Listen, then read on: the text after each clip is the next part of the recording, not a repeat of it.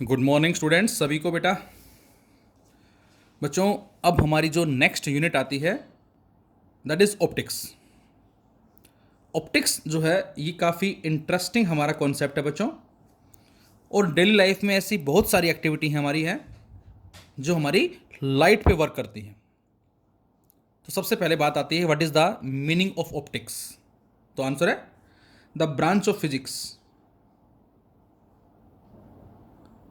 The branch of physics which deals with the study of light, which deals with the study of light is known as optics.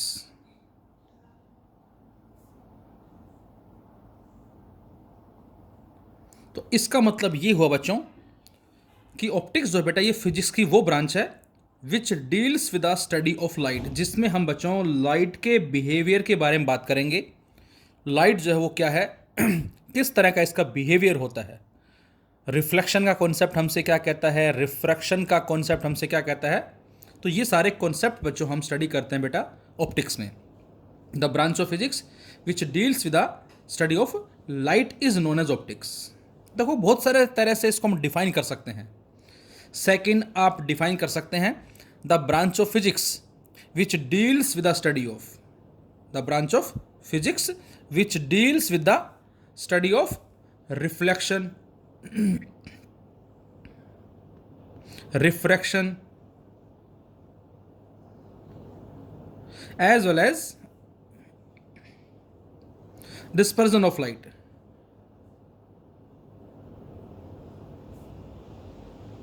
ये सारे हमारे topics हैं बच्चों जो हमें study करने हैं।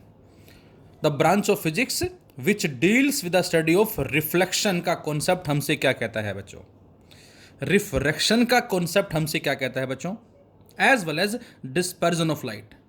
हम स्टडी करेंगे बेटा रिफ्लेक्शन वो फिनोमिना होती है जिसमें लाइट जिस मीडियम से आ रही है, अभी जरा बात करेंगे मीडियम क्या होता है, और किसी भी सरफेस से टकरा के उसी मीडियम में लाइट वापस आ जाए, जिसको हम डिफाइन कैसे करते हैं, the phenomena of change in the path of light without change in medium is known as reflection of light. तो बेटा ये वो फिनोमिना है जिसमें केवल लाइट के पाथ में चेंज आता है, मीडियम में चेंज नहीं आता। जबकि रिफ्रैक्शन हम किसको नाम देते हैं, the phenomena of change in the path of light when light goes from one medium to another medium. इसमें लाइट का पाथ भी चेंज होता है और साथ साथ जो मीडियम है बच्चों वो भी चेंज होता है। जब लाइट एक मीडियम से दूसरे मीडियम में जाएगी तो उस फिनोमिना को हम नाम देंगे रिफ्रैक्शन ऑफ लाइट का, और जब लाइट एक मीडियम से उसी मीडियम में वापस आ जाएगी उसको नाम देंगे हम रिफ्लेक्शन ऑफ लाइट।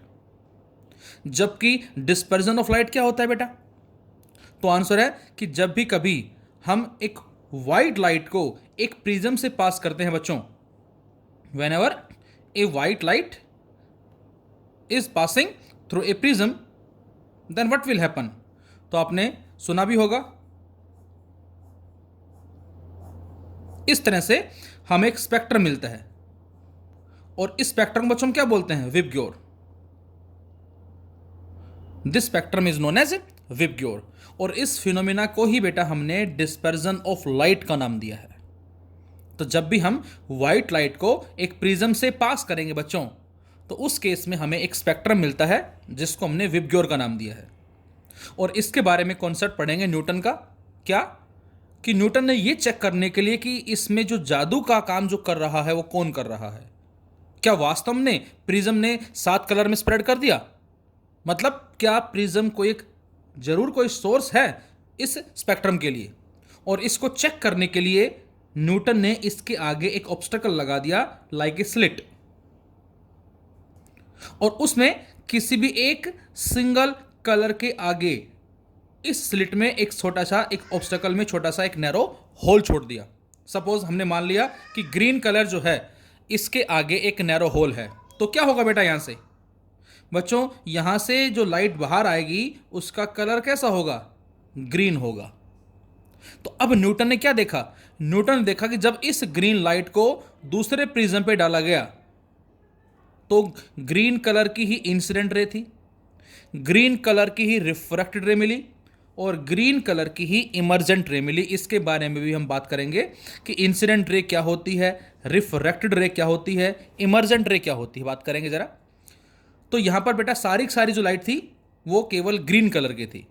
तो वहां से न्यूटन ने कॉन्सेप्ट दिया क्या कि प्रिज्म कोई सोर्स नहीं है, सोर्स ऑलरेडी ही कौन है बेटा? व्हाइट लाइट है।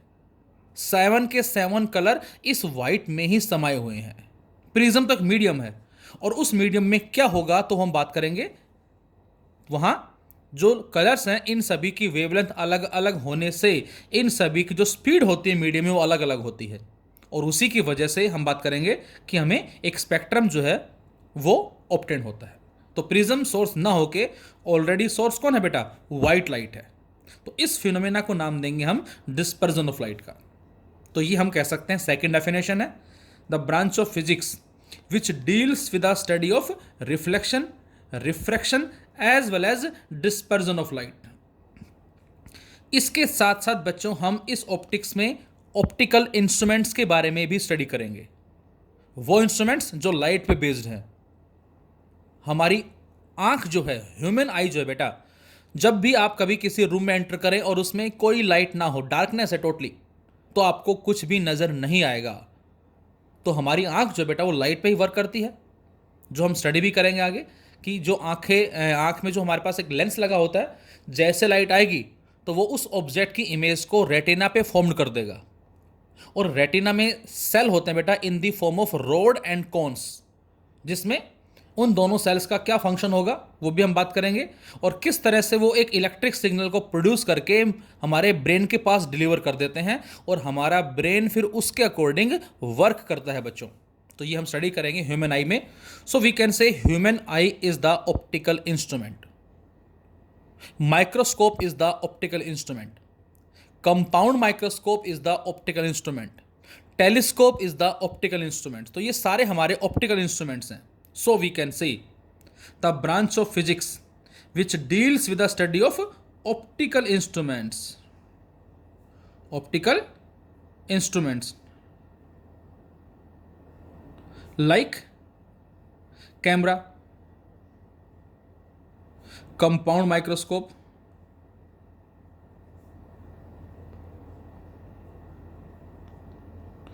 telescope, ह्यूमन आई एटसेट्रा। तो ये सारे कहलाते हैं बच्चों हमारे ऑप्टिकल इंस्ट्रूमेंट्स, जो हम आगे बात करेंगे इनके बारे में हम। तो इसको भी हम बोल सकते हैं बच्चों क्या, दैट इज ये भी हमारी ऑप्टिक्स ही कहलाती है। और बच्चों हम क्या स्टडी करते हैं? और हम स्टडी करते हैं the branch of physics which deals with the study of diffraction,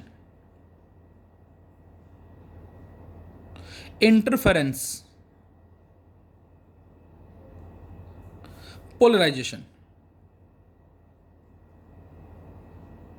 The branch of physics which deals with the study of diffraction, interference, polarization of light is also known as optics. Is also known as optics. तो बच्चों ये जो हमारे diffraction हो गया, interference हो गया, polarisation हो गया बेटा, ये हम जो एक्सप्लेन करते हैं लाइट के बिहेवियर के बेसिस पे, ये एक्सप्लेन करते हैं वेव नेचर के बिहाफ पे। मीन्स ये कि लाइट जो है इसको एक्सप्लेन किया गया है एक पार्टिकल नेचर के बिहाफ पे, और दूसरा बच्चों वेव नेचर के बिहाफ पे। लाइट जो बेटा, इस लाइट के कॉन्सेप्ट को जब एक्सप्लेन किया गया स्टार्टिंग में, क्योंकि जब कभी कोई चीज़ नई नई डिस्कवर्ड होती है, हालांकि लाइट तो स्टार्टिंग से थी, लेकिन जब साइंटिस्ट ने इसके बारे में सोचना शुरू किया तो उस केस में जो रिजल्ट्स मिले वो मिले क्या कि लाइट जो है इसका पार्टिकल नेचर भी है और जो लाइट है बेटा इसका वेव नेचर भी है। कुछ थ्योरीज को एक्सप्लेन किया गया है पार्टिकल नेचर के बिहाफ पे, जबकि कुछ थ्योरीज को एक्सप्लेन किया गया है वेव नेचर के बिहाफ पे। वेव नेचर क्या कहता है हमसे? वेव नेचर कहता है बेटा कि लाइट जो है वो एक वेव की फॉर्म है, successive crest as well as successive trough. और ये जो वेव नेचर है बेटा, ये हमारा इसी पे हम एक्सप्लेन करते हैं डाइफ्रैक्शन को, इंटरफेरेंस को, एज वेल एज पोलराइजेशन को। थोड़ा थोड़ा इसके बारे में हम बात करेंगे। फिलहाल हमारा 12th में ये टॉपिक्स आते हैं completely. 10th point of view से यदि हम बात करें तो 10th पॉइंट ऑफ व्यू से ये हमें सिलेबस में नहीं है, लेकिन 12th के पॉइंट ऑफ व्यू से बात करें तो ये हमारे सिलेबस में भी मेंशन है। और आई थिंक अभी लॉकडाउन में शायद जो नया लेटेस्ट सिलेबस जो आया है उसमें आई थिंक जो है पोलराइजेशन का जो कुछ कॉन्सेप्ट है उसको रिमूव भी कर रखा है। लॉ ऑफ मालस वगैरह जो है वगैरह जो हम स्टडी करते हैं। खैर, तो ये भी हमारी इस ऑप्टिक्स की ही डेफिनेशन कहलाती है। और हम क्या कह सकते हैं, the branch of physics which deals with the study of matter in excited state.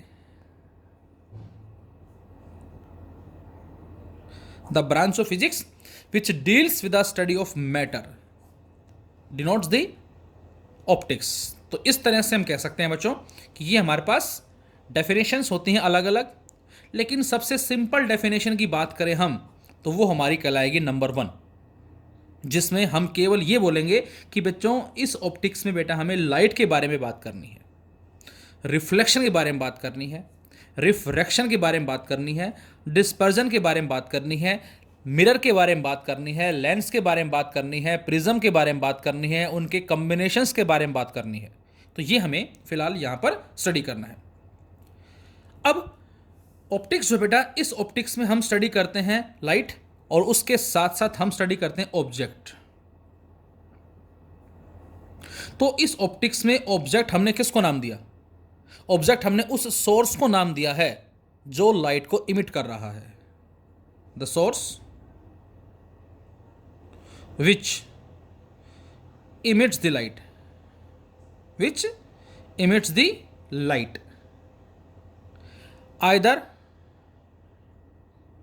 either by its own or by reflection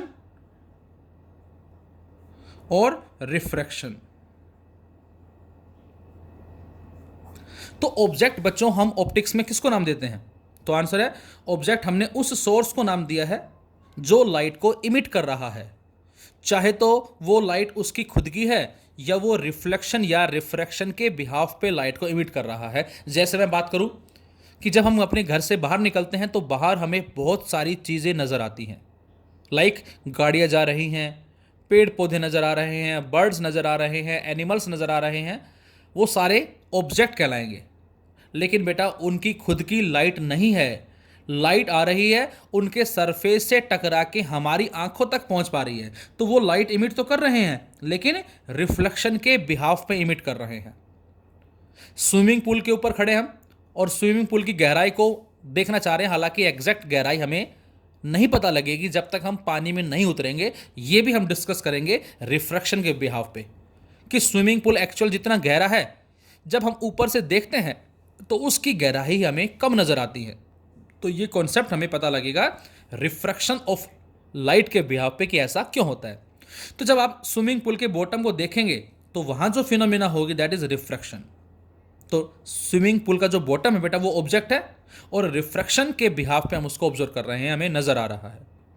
तो ऑब्जेक्ट वो सोर्स जो लाइट को इमिट करता है, चाहे वो उसकी खुद की है या वो रिफ्लेक्शन या फिर रिफ्रैक्शन के बिहाफ पे लाइट को इमिट करता है बच्चों, उसको बेटा हमने ऑब्जेक्ट का नाम दिया है। और बच्चों इस ऑप्टिक्स में हमने दो तरह के ऑब्जेक्ट पढ़ेंगे। First one is point object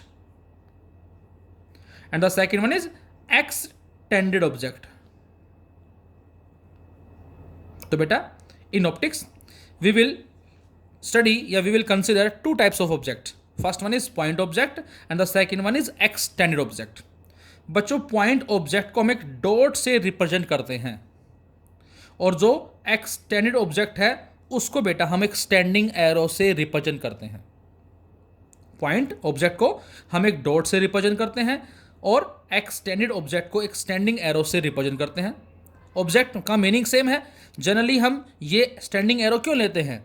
जहां हमें एक मैग्निफिकेशन वर्ड मिलेगा हमें आगे, उस मैग्निफिकेशन की वैल्यू फाइंड आउट करनी है, और उसके लिए हम साइज ऑफ इमेज और साइज ऑफ ऑब्जेक्ट का रेशो जो है वो लेके चलते हैं। तो उस पॉइंट ऑफ व्यू से हम जनरली एक्सटेंडेड ऑब्जेक्ट लेते हैं। और जहां हमारा काम डायरेक्ट न्यूमेरिकल्स में चल जाता है, केवल distance of image find out करना है हमें, ऑब्जेक्ट का डिस्टेंस दे रखा है, तो वहां आप सिंपल एक पॉइंट ऑब्जेक्ट को कंसिडर कर सकते हैं। तो ऑप्टिक्स में हम दो तरह के ऑब्जेक्ट लेकर चलेंगे बच्चों। First one is point object and the second one is extended object. इसी तरह से इस ऑप्टिक्स में ऑब्जेक्ट के बाद जो सेकंड जो नंबर आता है बेटा, वो आता है किसका? इमेज का। इमेज, हमें उस ऑब्जेक्ट की इमेज को फॉर्म करना है। अब वो इमेज कैसे फॉर्म्ड होगी, किस तरह से फॉर्म्ड होगी? तो आंसर है when ever light meets after reflection और रिफ्रैक्शन, देन इमेज फॉर्म्ड। जब भी बच्चों रिफ्लेक्शन या रिफ्रैक्शन के बाद लाइट क्या होगी? मीट। एक वर्ड और लिखना चाहूंगा इसके साथ साथ में, meet and appear to meet. Word मैंने लगाया यहां पर बेटा, अपीयर टू मीट। क्या मतलब, अभी जरा बात करते हैं। तो जब भी बच्चों रिफ्लेक्शन या रिफ्रैक्शन के बाद लाइटें मिलें या मिलती हुई प्रतीत हो, अपीयर टू मीट का मतलब मिलती हुई प्रतीत होना, लेकिन एक्चुअल में नहीं मिल रही हैं, लेकिन हमें ऐसा लग रहा है, तो बेटा उसको हम बोलेंगे इमेज। तो बच्चों हमारे पास जो इमेज है ऑप्टिक्स में वो कितनी है? दो तरह की इमेज है। First one is real image and the second one is virtual image. तो बेटा ये भी बात आपको बड़े ध्यान से समझनी है कि रियल इमेज क्या होती है और वर्चुअल इमेज क्या होती है। बहुत ही सिंपल सी पहचान है इसकी। और अक्सर जब बच्चों से क्वेश्चंस पूछते हैं बेटा रियल इमेज क्या है, वर्चुअल इमेज क्या है, डायग्राम दिखाने के बावजूद, तो बच्चे मिस्टेक कर जाते हैं। बिल्कुल इजी है। रियल इमेज क्या होगा बेटा? तो आंसर है जब भी रिफ्लेक्शन या रिफ्रैक्शन के बाद लाइट क्या हो? एक्चुअल में मिले। वेन एवर आफ्टर रिफ्लेक्शन और refraction light rays actually meets. जब भी कभी रिफ्लेक्शन या रिफ्रैक्शन के बाद लाइटें जो है बेटा क्या होंगी? लाइट रेज क्या होंगी? वास्तव में मिलेंगी। वास्तव में मिलेंगी मतलब, अभी जरा इसके बारे में डायग्राम भी लेता हूं मैं। तो बच्चों उसको नाम देंगे हम रियल इमेज का। और वर्चुअल क्या होगा बेटा? तो आंसर है वेन एवर आफ्टर रिफ्लेक्शन और we can say refraction light rays appear to meet. Appear to meet का मतलब मिलती हुई प्रतीत होना। उसको हम बच्चों नाम देंगे किसका? वर्चुअल इमेज का। भी जरा हम इसको फॉर्म भी करेंगे, रियल इमेज कैसे और वर्चुअल इमेज कैसे, ये हमारा आएगा मिरर के रेस्पेक्ट में। अभी केवल ये याद रखें आप कि रियल इमेज कब बनेगी बेटा? जब भी कभी रिफ्लेक्शन या रिफ्रैक्शन के बाद, मैं वर्ड यूज कर रहा हूं बाद, आफ्टर रिफ्लेक्शन या रिफ्रैक्शन, पहले नहीं बाद में। वेन एवर आफ्टर रिफ्लेक्शन और we can say refraction the light rays actually meets. वास्तव में जब कभी दो रिफ्लेक्टेड रेज या दो से ज़्यादा रिफ्रैक्टेड रेज आपस में कट करती हैं, मिलती हैं, तो उस केस में बच्चों जो इमेज बनती है बेटा वो होती है रियल। और जब कभी मिलती हुई प्रतीत होती हैं उसको बोलते हैं वर्चुअल। सीधी पहचान आप याद रखें। जब भी कभी इस तरह से किन्हीं दो डार्क लाइन को इस तरह से कट किया जाएगा, जैसे दोनों यहां पर मिली, तो बच्चों ये क्या कहलाएगी? ये दिस वन जो मैंने एरो लगाया, ये इसको ना सपोज मैं बोल देता हूं, इसको ए डैश बी डैश बोल देता हूं, तो ये ए डैश बी डैश क्या कहलाएगी? Real image. और जब भी कभी दो लाइट रेज को कुछ इस तरह से मिलाया जाए, इन दिस वे, ये हमारे पास दो लाइट रेज हो, इसको हमने इस तरह से मिलाया, तो यहां पर ये जो इमेज मिली, अगेन इसको मैं नाम देता हूं ए डबल डैश मान लेते हैं, बी डबल डैश, इसको बोलेंगे बच्चों वर्चुअल इमेज। तो real image, actual image, virtual भ्रम, धोखा, एक तरह से हम बोल सकते हैं। तो सबसे इजी पहचान मैं फिर रिपीट करता हूं, आपको याद रखनी है। जब भी कभी डार्क लाइन इस तरह से कट करती हैं वो रियल इमेज, जब भी डॉटेड लाइन को इस तरह से ज्वाइन किया जाए वो कहलाती है वर्चुअल इमेज। तो ऑप्टिक्स में दो तरह के ऑब्जेक्ट हैं, point object as well as extended object. दो तरह की बेटा क्या है, इमेज है, कौन कौन सी, real image as well as virtual image. और थर्ड पॉइंट हमारा है medium. Third point is medium. Medium बच्चों हमने किसको नाम दिया है, तो आंसर है लाइट कहां से आ रही है और कहां जा रही है। From where light comes, from where light comes and where it go. From where light comes and where it go. Light कहां से आ रही है, कहां जा रही है, उसको बेटा हमने नाम दिया किसका, मीडियम का। तो बच्चों ऑप्टिक्स में हमने मीडियम तो बहुत सारे लिए हैं, लेकिन उनको टू कैटेगरीज में डिवाइड कर दिया, जिसमें फर्स्ट को बोलते हैं बेटा रेयर मीडियम और सेकंड को बोलते हैं बच्चों हम डेंसर मीडियम।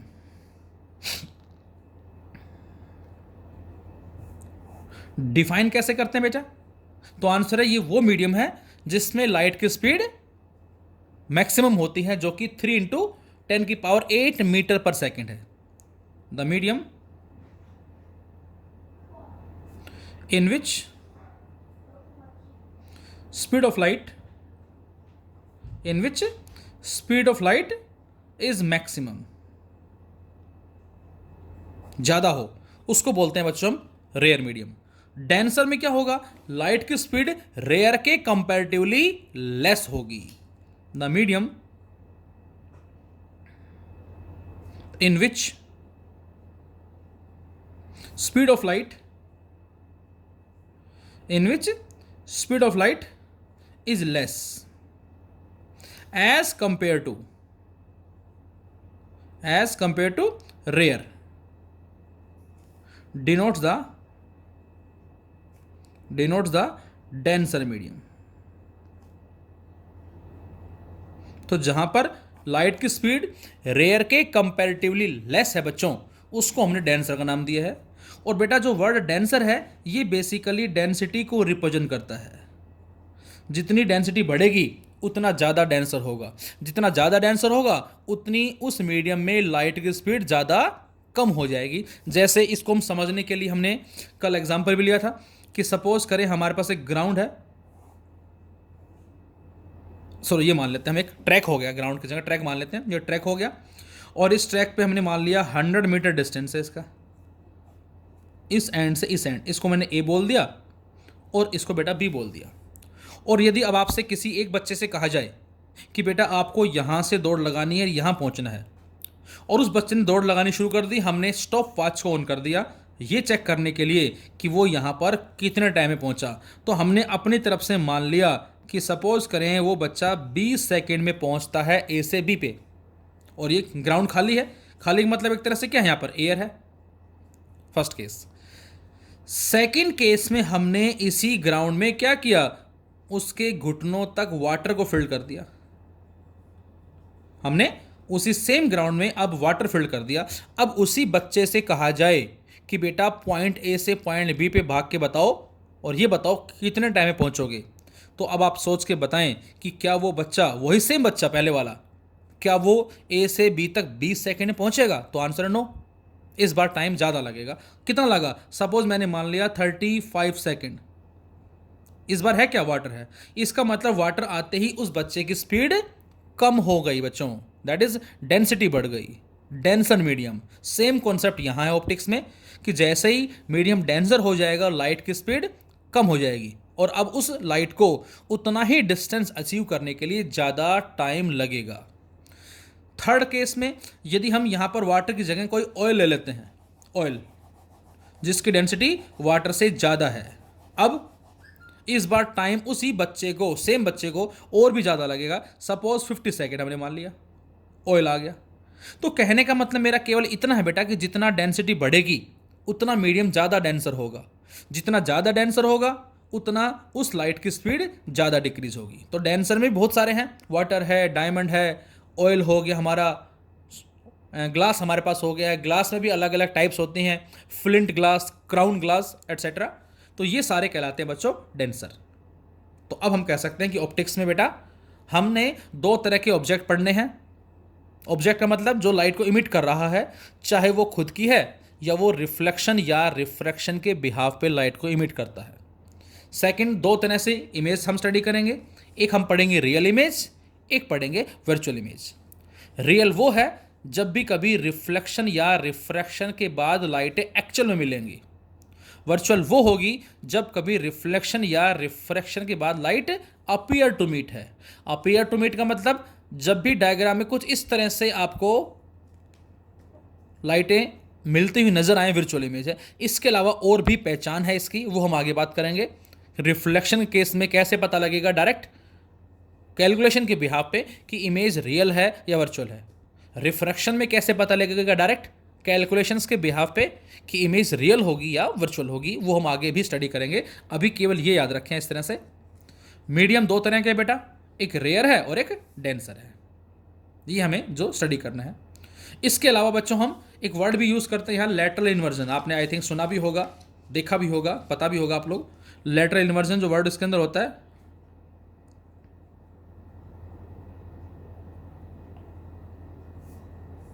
लेटरल इन्वर्जन हमारा जो वर्ड होता है बेटा, क्योंकि हम जो आगे बात करेंगे मिरर की, यदि जब आप मिरर के सामने खड़े होकर लेफ्ट हैंड को रेज करते हैं बच्चों, तो आपको मिरर में राइट नज़र आता है। राइट रेंज करेंगे तो लेफ्ट नज़र आएगा। जब भी कभी सपोज किसी लेटर आर को जब आप मिरर में देखेंगे तो आपको नज़र कैसा आएगा, इस तरह से नज़र आएगा। इसको बोलते हैं लैटरल इन्वर्जन। आपने मूवी देखी होगी गजनी, जो कुछ टाइम पहले आई थी हमारे पास मूवी, आमिर खान की मूवी होती है, और जिसमें वो अपनी मेमोरी भूल जाता है, याददाश्त चली जाती है उसकी।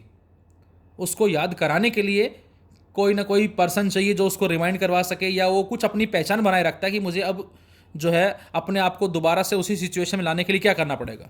तो आई थिंक आपने एक सीन देखा होगा, जिस सीन में आमिर खान अपनी शर्ट को उतारकर सामने मिरर में देखता है। बेटा उसकी चेस्ट के ऊपर जो भी उसका अगला टारगेट होता है जिससे वो मारना चाहता है, उसके फ़ोन नंबर, उसका नाम सारे उल्टे लिखे होते हैं। लेकिन बच्चों जैसे वो मिरर में देखता है, वो सारे उल्टे अक्षर उसको सीधे नज़र आते हैं। तो गजनी मूवी के अंदर भी इस लैटरल इन्वर्जन के कॉन्सेप्ट को यूज़ किया गया बच्चों। और दूसरा सबसे ईजी एग्जाम्पल एम्बुलेंस का है। जो हमारे पास एम्बुलेंस है उसकी स्पेलिंग ये है, लेकिन जब भी हम देखते हैं एम्बुलेंस को आगे से विद आवर नेक्ड आइज, तो वो हमें एम्बुलेंस आगे से नजर आती, कैसे नजर आती है, उसमें ऐसे लिखा होता है, इस तरह से, कुछ इस तरह से है। मतलब एम्बुलेंस के आगे ऐसे लिखा होता है। इसका रीजन क्या है बेटा, क्योंकि जब हम ड्राइविंग कर रहे हैं और पीछे से कोई गाड़ी आ रही है लाइक एम्बुलेंस, हो सकता है उसमें कोई इमरजेंसी केस हो, और जब हम उस सायरन को, उस हॉर्न को अपने साइड मिरर में देखते हैं तो वो उल्टा हमें सीधा नज़र आता है। और मैं समझता हूँ कि हर एक इंसान का फ़र्ज है कि पहले वो एम्बुलेंस को साइड दे। और एम्बुलेंस हो सकता है कोई सीरियस केस हो, किसी सीरियस केस को लेने जा रही हो। जैसे कुछ बच्चे कह रहे थे कि सर एम्बुलेंस के जो ड्राइवर्स हैं वो आजकल ज़्यादा फ़ायदा उठाते हैं एम्बुलेंस का। मे भी हो सकता है, देखो अब वो उसके ऊपर डिपेंड करता है। देखो लेकिन हमारे जो अंदर से आत्मा क्या गवाह देती है कि यार हमें एम्बुलेंस को पहले साइड देनी चाहिए, वो उस पर डिपेंड करता है, उसने जो किया देखा जाएगा। तो ये हमारा कॉन्सेप्ट कहलाता है लैटरल इन्वर्जन का। तो बेटा ये हमारा एक बेसिक पार्ट हो गया ऑब्जेक्ट का, इमेज का, मीडियम का। तो अब हम स्टार्ट करेंगे नेक्स्ट टॉपिक में, हमारे नेक्स्ट वीडियो में, that is reflection of light जो है वो क्या होती है, रिफ्लेक्शन कितने टाइप का होता है, उसके बिहाफ पे हम जो स्टडी करते हैं plane mirror, concave mirror, convex mirror, उसकी क्या क्या एप्लीकेशंस हैं। मिरर को हम लिक्विड में इमर्ज कर देते हैं, तो उससे जो फोकल लेंथ वर्ड हम स्टडी करेंगे बड़ा ही इंपॉर्टेंट भी हमारा, वो फोकल लेंथ पे क्या इफेक्ट पड़ता है। इस मिरर से रिलेटेड जो टर्म्स होंगी, focal length, radius of curvature, centre of curvature, pole, aperture, इनके बारे में हम चर्चा करेंगे। फोकल लेंथ के साथ साथ हम जो नेक्स्ट जो हमारा रिफ्रैक्शन का टॉपिक होगा बेटा, उसमें हम स्टडी करेंगे medium, that is refractive index. वो भी हमारा बड़ा ही इंपॉर्टेंट टॉपिक है। तो आज के लिए एक बार आप ये बेसिक्स जो हैं बेटा इसको अच्छे से स्टडी करें। Thank you.